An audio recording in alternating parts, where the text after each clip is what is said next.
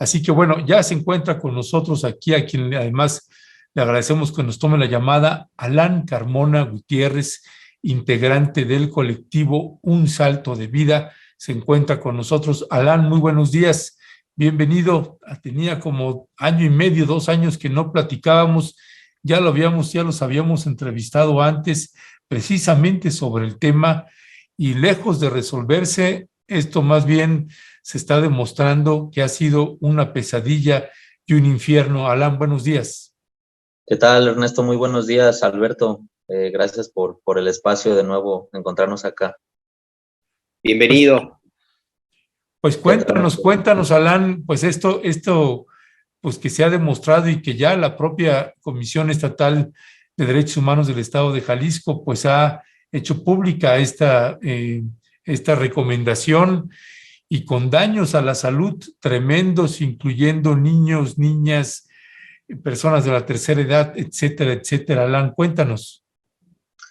Claro, pues como ya ustedes habían tomado el tema, ¿no? Desde hace algunos años, El Salto, Juanacatlán y Puente Grande son comunidades que estamos en torno a la zona metropolitana de Guadalajara, en la zona suroriente, que somos afectados por las descargas urbanas, pero sobre todo de un corredor industrial que está asentado en este municipio en el cual habito y habitamos como agrupación Un Salto de Vida, y cuyas descargas, bueno, van directamente, que están asentadas en la cuenca del Hogado, a parar al río Santiago.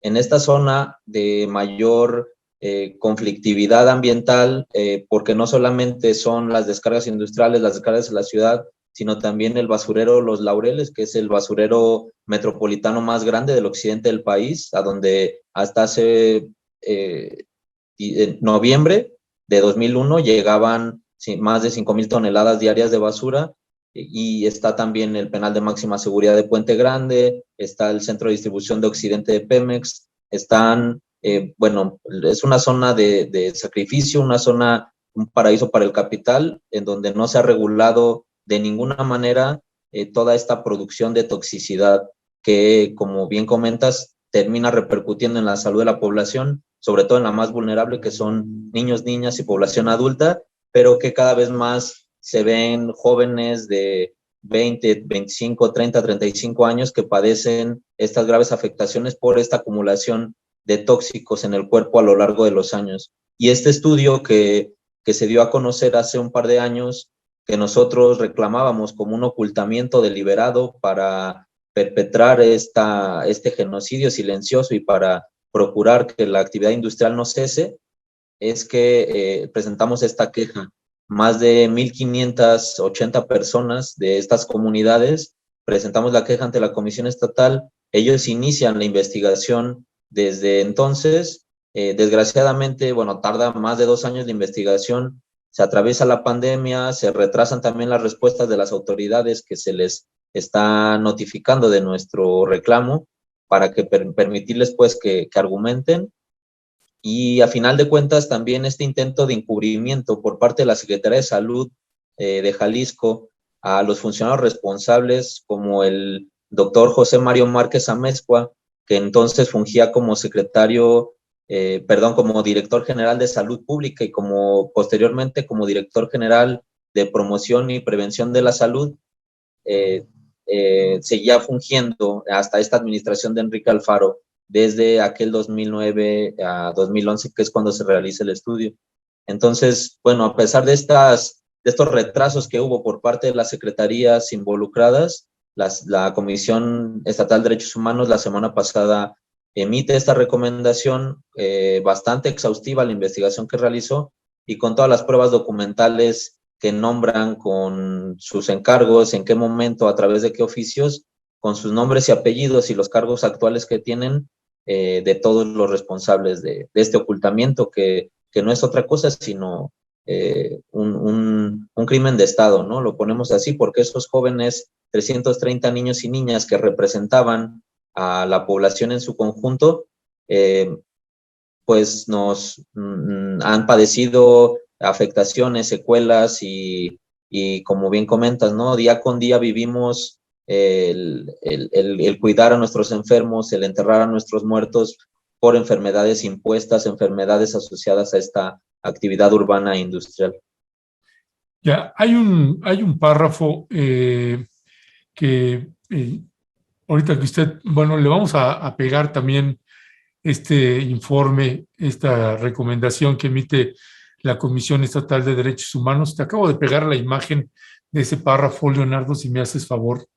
Pero mire, se lo voy a leer, que dice: el documento reveló incluso que los niños de El Salto, Juanacatlán, La Cofradía y Puente Grande, los estudios de los laboratorios que fueron ocultados en el año 2009-2010, pues presentaron altos niveles de exposición al plomo, arsénico, cadmio, mercurio, benceno y pesticidas organoclorados, básicamente AHCH.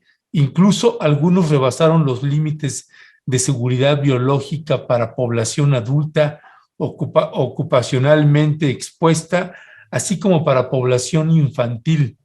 Tal fue el caso del ácido transmucónico, benceno, el plomo y el arsénico. Pues tremenda la información de los niveles de contaminación que se presentaron y que fueron, además señala el informe, altos niveles de exposición a estos, al plomo, arsénico, cadmio, mercurio, benceno. Pues es tremenda la información. ¿Qué respuesta está viendo por parte de la autoridad frente a esto? Ha sido nula totalmente. Desde que se emitió la recomendación no ha habido una sola palabra por parte de las autoridades estatales a quienes fue dirigida la recomendación, que fue tanto Secretaría de Salud, Comisión Estatal del Agua y la Secretaría de Salud, el Organismo Público Descentralizado de Servicios de Salud Jalisco. Ninguna autoridad ha emitido ninguna respuesta, ni la Coordinación General de Desarrollo Social, encabezada por Bárbara Casillas, ni el secretario de Salud, Alfonso Petersen Aranguren, que es primo hermano del responsable del ocultamiento en ese momento, Alfonso Petersen Fara. Ninguno de ellos... Él era presidente municipal, ¿verdad? Presidente municipal de Guadalajara y secretario de Salud en 2 ocasiones, en el sexenio de Emilio González Márquez y de Aristóteles Sandoval. Bueno, pues estas familias también que se han enquistado en los negocios de salud y de medicamentos que proveen a estos gobiernos estatales, han callado. El propio gobernador, a quien se le ha señalado también como responsable por ser el titular del gobierno del estado, ¿no? Más allá de que ellos argumenten que no fue en su administración, pues como representantes del gobierno de Jalisco tienen que responder. De parte de ninguna autoridad federal tampoco ha habido alguna comunicación, algún comunicado, alguna impresión tampoco, y es lo que estamos tratando de hacer, que las autoridades federales volteen a ver el caso, que lo atiendan. Hay trabajos ahí que por interlocución, por presión que hemos hecho a través de un recorrido que fue el Toxitour, una serie de visitas que hicieron parlamentarios de Europa y de organizaciones de Estados Unidos y Canadá, de Sudamérica, a 6 regiones de emergencia sanitaria y ambiental igual que la nuestra, y hay trabajos pues que están pendientes, que puedan resolverse, que salgan adelante, y que porque de verdad que por parte del gobierno del estado no vemos otra cosa que no sea más negocios, más inversiones, apertura, inversiones industriales, inversiones inmobiliarias, y en este caso también pues ha aprovechado para hacer negocio con las empresas del saneamiento. Alan, ¿cuáles son las medidas que debió haber tomado la autoridad en su momento cuando se enteraron, cuando supieron? Yo entendería que por lo menos habrán leído el estudio. ¿Qué acciones debieron haberse tomado en términos de, no sé, de prevención, de atención médica, de salud, de suspensiones de obras? En fin, ¿qué es lo que se dejó de hacer? Pues no solamente lo leyeron, Alberto, sino que ellos avalaron el proyecto desde un inicio, la Secretaría de Salud, a pesar de que fue algo que un estudio pagado por la Comisión Estatal del Agua, en el marco del megaproyecto de la presa de Arcediano, que pretendía llevar agua del río Santiago, así de tóxico, a la ciudad de Guadalajara. Afortunadamente no avanzó ese proyecto, pero la Secretaría de Salud avaló esta metodología, también la Organización Panamericana de la Salud, y bueno, a partir de que se les da a conocer los resultados oficialmente, se le emiten una serie de recomendaciones por parte de la Universidad Autónoma de San Luis Potosí, que fue la encargada de realizar el estudio, y su responsable técnica, la doctora Gabriela Domínguez, cumplió con todos los protocolos formales de entrega, de exposición. Incluso están las minutas en donde a los funcionarios se les presentan los resultados y se les emiten estas recomendaciones, y lo que dejaron de hacer fue, ya teniendo identificados los nombres, las direcciones, en dónde estaban esos niños y niñas, pues no se les dio atención, ¿no? Para empezar, pudo habérseles dado un tratamiento para evitar que estas metales que se encontraban en su sangre pudieran tener unas afectaciones en su sistema nervioso, en su sistema neurológico, y también en los, en los órganos como los riñones. Y bueno, eso solamente es lo inicial, es lo mínimo que debieron de hacer. Debieron también de haber combatido las fuentes de exposición. En el caso de Puente Grande era muy evidente, y que lo tenemos aquí cerca de nosotros, como les comentaba, el vertedero Los Laureles, que es una fuente emisora de benceno, un potente cancerígeno, que en ningún momento se atendió hasta 10 años después, que logramos cerrarlo a través de la lucha popular también de estas comunidades. Y otra cosa que debieron de haber hecho es haber presentado propuestas de atención a la salud a toda la población, porque recordar que estos resultados son de carácter poblacional, es decir, era una muestra representativa de cómo estábamos las poblaciones, y no se debían solamente de ceñir a los resultados en estos niños y niñas, pero pues era lo mínimo que pudieron haber hecho. Ellos argumentaron que no lo dieron a conocer en estas reuniones por no alarmar a la población, pero tampoco atendieron. No solamente no dieron a conocer, sino no movieron un solo dedo, y imposibilitaron también a que la Universidad Autónoma de San Luis Potosí emitiera resultados de carácter poblacional, y difundirlos como debió de haber sido.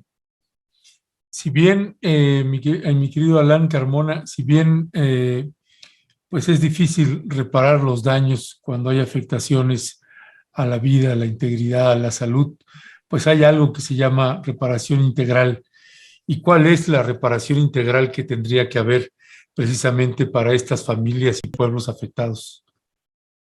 Pues es complicado pensar que una reparación puede compensar la pérdida de los hijos, de las hijas, ¿no? De estos jóvenes que desgraciadamente ya no están con nosotros, y que muchos de ellos incluso fueron parte de esta lucha, pero tendría que haber un consenso con la población de qué es lo que consideramos que debe de ser la reparación integral del daño, y que no venga el Estado ni ningún funcionario a decirnos: esto es lo que ustedes necesitan. Ha habido una serie de denuncias, de quejas y de propuestas, incluso de solución muy concretas desde los pueblos, que deberían de ser atendidas. La gente que exija también de indemnizaciones por el alto costo que representa la atención, por medicamentos, por las hemodiálisis, por los traslados, y porque la gente no puede dejar de trabajar para cuidar a sus hijos, y si decide cuidarlos, pierde la seguridad social. Entonces, son círculos de pobreza inmensos que se generan en nuestra población, círculos de violencia también, pero que tiene que establecerse garantías de no repetición, como se contempla en la reparación integral del daño, y eso implica el freno también a megaproyectos, el freno al crecimiento industrial, el freno al crecimiento inmobiliario, y planes de restauración integral de los ecosistemas, y planes de atención especializada para la población en general. Eso sería lo mínimo. Sí, porque la recomendación de la Comisión Estatal de Derechos Humanos tiene una parte que a mí me parece tiene que destacarse. La petición que hace la Comisión Estatal es para que los legisladores federales, entendería, pues hagan las gestiones necesarias para que el organismo de Cuenca Lerma Santiago Pacífico de la Comisión Nacional del Agua haga lo que sea necesario para que se dé un saneamiento de la cuenca Lerma Santiago. ¿Por qué? Porque ese es un tema que tiene décadas, décadas. Yo desde que era niño, que vivía en mi natal Guadalajara, tenía datos de que era increíble la cantidad de contaminantes que había en ese entonces en ese río, y desde entonces, hace bastante tiempo, no se ha hecho nada. Entonces el planteamiento que se hace ahora mismo, y no sé ustedes si en esta parte van a hacer algún énfasis como parte del movimiento en el que participas, Alan, para que se tomen las medidas necesarias y a ver si ahora sí de una vez por todas se da el saneamiento de esta que es la cuenca importantísima para el occidente de México y que yo insisto es una de las más contaminadas del planeta. En esta parte también tendría que haber un trabajo, ¿no, Alan? Sí, la Comisión Nacional del Agua ha sido también no solo omisa, sino que ha impulsado proyectos, megaproyectos que perpetúan y exacerban el daño. Tendría que haber no solamente un saneamiento, porque hablar de saneamiento termina siendo muy corto, porque los gobiernos estatales, las autoridades del agua, tienen una lógica que solo a través de estos megaproyectos hidráulicos, de infraestructura, de tubos, de plantas de tratamiento, que a final de cuentas son un gran negocio, dejan de lado otros temas que tienen que ver con la restauración del territorio y con la restauración fluvial del río, porque el río no solamente su problema es la contaminación también incrementa en concentración porque no fluye el río, está cortado en el lago de Chapala en su nacimiento natural, están represas que desvían el agua para consumo humano con esa toxicidad, para riego, para no solo cultivos, sino también alimento de ganado, y esas son cosas que tendrán que estar observando, que el río fluya, que el río recupere su cauce, que se retiren las invasiones y que, bueno, definitivamente que se sancionen, se clausuren y se retiren las concesiones de las empresas contaminantes, que no son pocas. En 2011, el Instituto Mexicano de Tecnología del Agua declaró que hasta el 94% de las empresas incumplían con la laxa norma 001 de Semarnat del 96, ahora que se aprobó su modificación que es ahora la 2001, y no creemos que tampoco la Conagua tenga infraestructura de vigilancia, de sanciones para poder hacer valer, ¿no?, esta norma, porque simplemente para toda la cuenca, Lerma, Chapala, Santiago, el organismo de cuenca cuenta con un solo inspector. Entonces es difícil pensar que para más de 10,000 concesiones que hay en la cuenca, pues vaya a poder revisarlas mínimamente. Ya, pues Alan Carmona, integrante del colectivo Un Salto de Vida, te queremos agradecer que nos hayas tomado la llamada y si fueras tan amable de cerrar con un último comentario que quisieras hacer sobre algo que no hayamos atinado a preguntarte y que consideras importante y relevante colocarle a la audiencia. Pues solamente que tomen en cuenta que esta situación que vivimos en El Salto, Juanacatlán y Puente Grande, pueden verla reflejada seguramente en torno a sus ciudades, ¿no? Cada gran ciudad del país cuenta con por lo menos un infierno ambiental igual que este, quizá no tan grave, pero que las características de la ciudad, de su propia dinámica, pues genera esta devastación. Nosotros procuraremos llevarlo al más alto nivel, que el presidente de la República, sus secretarios atiendan el caso, instancias internacionales que ya lo llevan, pues que atiendan también desde la perspectiva de las comunidades y no solamente de los ingenieros hidráulicos, y que pues seguir dando a conocer esta recomendación. Es la 23/2022, que todo el mundo puede consultar si la pueden googlar, y que vean los niveles de toxicidad a los que nos enfrentamos, sobre todo los niños y niñas. Y este lunes, bueno, solamente cerrar con eso, el propio presidente de la Comisión Estatal de Derechos Humanos, que termina su gestión, el doctor Alfonso Hernández Barrón, hará una presentación en la propia comunidad como nosotros lo demandamos, ¿no? No solamente las comisiones públicas de derechos humanos se deben limitar a publicar las recomendaciones, sino a presentarla directamente a las comunidades afectadas para que nos apropiemos de ellas y podamos hacer el mejor uso en el nivel que corresponda. Vale, pues estaremos muy pendientes entonces de esta parte de la información. Muchas gracias, Alan. Muchas gracias a ustedes, como siempre, por el espacio y saludos a su audiencia. Gracias, un abrazo, Alan. Hasta pronto. Un abrazo, Ernesto. Hasta luego.